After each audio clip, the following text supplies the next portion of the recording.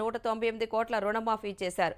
కాంగ్రెస్ మాట చెప్పితే తప్పదని నిరూపించినట్లు పేర్కొన్న రేవంత్ రెడ్డి ఎన్ని ఆర్థిక ఇబ్బందులున్నా రైతు ప్రయోజనాల కోసమే రుణమాఫీ చేసినట్లు వివరించారు.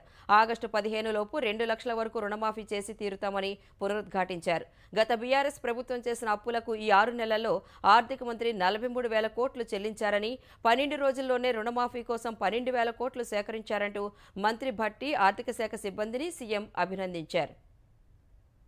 అప్పుల్లో కూరుకుపోయిన తెలంగాణ రాష్ట్రం, ఆర్థిక సంక్షోభాన్ని ఎదుర్కొంటున్న తెలంగాణ రాష్ట్రం ఏ విధంగా ఈ రైతులకు రుణమాఫీ చేస్తారని చెప్పి చాలా మంది మాట్లాడడం జరిగింది. కొంతమంది శాపనార్థాలు పెట్టడం జరిగింది.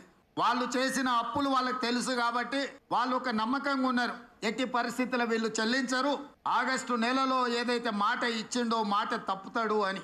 ఎట్టి పరిస్థితుల్లో రుణమాఫీ జరిగి తీరవలసిందే, దీంట్లో ముందుకు వెళ్ళవలసిందే, ఈ సంక్షోభాన్ని సమస్యను పరిష్కరించాల్సిందే అని చెప్పి ప్రణాళికలు రచించి నిధుల సమీకరణ చేసి ఈనాడు రెండవ విడత 6,198 కోట్లు, దాదాపుగా 6,40,000 మంది పైచిలకు రైతు కుటుంబాలకు చెల్లిస్తున్నాము.